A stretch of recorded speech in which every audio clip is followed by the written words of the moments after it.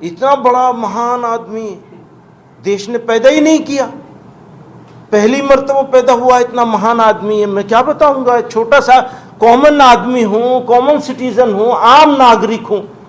वो हीरो, मैं जीरो, मैं मानता हूं, हाँ मैं जीरो हूं, मैं तो हूं जीरो, इसमें कोई डाउट नहीं है, मुझे जरा भी डाउट नहीं है। तो बहुत उनका शुक्रिया। सीएम ने बोला आपको कहीं मेरी ऑर्गेनाइजेशन का रिजोल्यूशन है वो, और वो बहुत क्लियर है, उसमें किसी पर्सन की ऐसी बात नहीं है जिस तरह ट्विस्ट करके पेश किया जा रहा है। लेकिन ये कि उनके खिलाफ कार्रवाई करने का डिमांड तो किसी भी नागरिक को है, वो कर सकता है, उसके ऊपर इतना गुस्सा करने की तो कोई ज़रूरत नहीं है। यही बात है।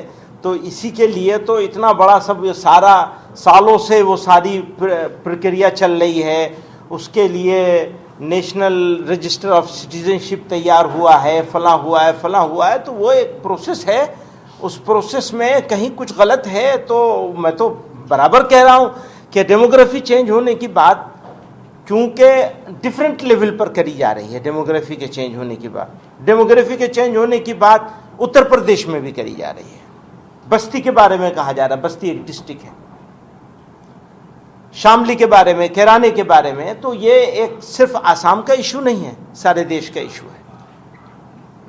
आपने नाम घर का तस्करा किया, तो मैं ये कहता हूं, ये देश, इस देश में आसाम एक ऐसा स्टेट है जिसको मैं जब भी यहां से आता हूं, कल भी हम गुजर रहे थे, इतना खूबसूरत, इतना शानदार, अपनी माटी के लिए, अपनी नदी के लिए, अपनी झीलों के लिए, अपने पहाड़ों के लिए, अपनी ग्रीनरी के लिए, और अपने लोगों के लिए, अपने पीपल के लिए। और उसमें वो जिनकी बात कर रहे हैं वो प्राइम है, उनके बगैर आसाम नहीं है। आसाम है तो वो है तो आसाम है। मेरी बात सर मेरी बात पूरी तो हो जाए, आप बिल्कुल बोलिएगा, आप ये माइक भी दूंगा आपको, कोई ऐसी बात नहीं है। ऐसा है, वो लोग, वो आसाम जिसको शंकर देवदान फकीर ने मिलके एक मिली जुली तहजीब बनाई थी, एक खूबसूरत चीज़, एक ऐसी संस्कृति वजूद में आई थी। अब उसमें किसी को कोई तकलीफ है तो हमें भी उसके साथ भी खड़ा होना है, बिल्कुल होना है।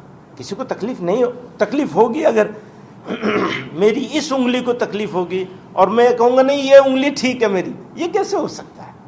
ये इम्पॉसिबल है। अगर नाम घर को तकलीफ है तो मस्जिद कैसे ठीक से होगी? नहीं हो सकती। आप अलग अलग नहीं कर सकते। अगर कहीं तकलीफ हो रही है तो आप हम हमारी जिम्मेदारी है, बिल्कुल आपने सही टोका है, सही बात कही है, हमारी जिम्मेदारी है। हमारी लड़ाई नाम घर के लिए भी होनी चाहिए, बिल्कुल ठीक है, मैं एग्री करता हूँ आपकी बात से। हाँ बिल्कुल हम दो उंगलियां हैं, आप एक उंगली को तकलीफ होगी, दूसरा आराम से बैठा रहेगा, ये हो ही नहीं सकता। इंडिजिनस पीपल तो बिल्कुल वो तो है ही है, उसको कैसे आप इग्नोर कर सकते हैं? नहीं, वो एक स्टेट का हेड जो होता है वो स्टेट के गार्जियन की तरह होता है, स्टेट का हेड, और वो इलेक्टेड हेड है।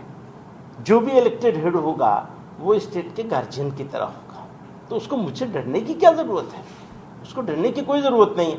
अब वो कह रहा है कि वो डरते नहीं है, तो वो जाने, उनसे पूछे कि भाई तुम डरते क्यों हो जो कह रहे हो कि डरते नहीं हो, तो उनको बताएंगे।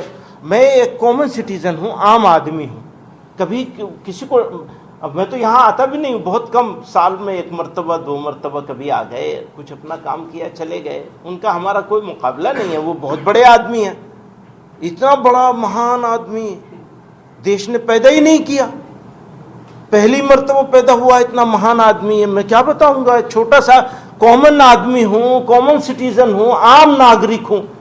वो हीरो, मैं जीरो, मैं मानता हूँ, हाँ मैं जीरो हूँ, मैं तो हूँ जीरो, इसमें कोई डाउट नहीं है, मुझे जरा भी डाउट नहीं है।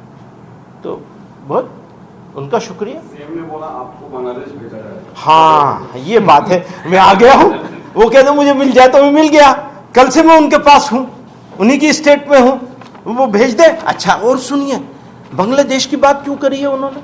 जानते क्यों करी है? हर मुसलमान को वो बांग्लादेश भेजने की बात करते हैं।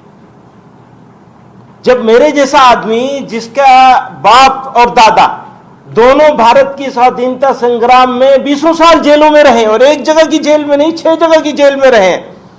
उनको आप ये कह रहे हैं बांग्लादेश भेज देंगे। बहुत अच्छे, बहुत खूब। मैं कहता हूं जिस मुल्क में, देश में जो नफरती चिंटू लोग हैं ना, उन्हें सबको पाकिस्तान चले जाना चाहिए। यहां रहने की जरूरत क्या है? ये देश तो खूबसूरत देश है। यहां तो भाईचारा, आपसी मोहब्बत, सम्मान, वो उसके साथ जीने का मुल्क है। ये मुल्क ने इतने सालों में इतनी पुरानी सिविलाइज्ड हिस्ट्री है इस देश की। आज की थोड़ी, ये 5,000 7,000 साल पुरानी। हम गर्व के साथ कहते हैं कि हम सबसे पुरानी तहजीब हैं। ये देश की जो संस्कृति है, ओल्डेस्ट संस्कृति है, ओल्डेस्ट सिविलाइजेशन। ओल्डेस्ट और ग्रेटेस्ट सिविलाइजेशन कैसे हुई है? ऐसे शब्दों के बोलने से, ऐसे स्टाइल के होने से। फिर भी बड़े आदमी है भाई, बड़ा आदमी तो बड़ा ही आदमी होता है, ताकत है, शक्ति है, बड़े हैं, जो चाहेंगे करेंगे। छोटे सा आदमी है, वो बोलते हैं तुम जीरो हो, हम हीरो हैं। तो हाँ भाई, आप हीरो है, हमने मान लिया आप हीरो है, तो भाई आप ही हीरो है, हम तो जीरो ही है। उनको तो पता भी नहीं चला, उनको तो पता भी नहीं चला कि मैं यहां आया हूं। मेरे आने के 6 घंटे के बाद उनको पता चला है कि मैं यहां आया हूं। उन इन्विटेशन से क्या आऊंगा, उनको तो पता भी नहीं चला कि मैं यहां आया हूं। सही बात है ये। वो भाई, मैं वो तो कह रहा हूं, मुझे कहा, उन्होंने कहा बांग्लादेश भेज देंगे, उनकी पार्टी ने कहा इन्हें जेल भेज दो, तो मैं दोनों चीजों के लिए तैयार हूं। बांग्लादेश भेज दोगे, वहां भी चला जाऊंगा, भेज दो भैया।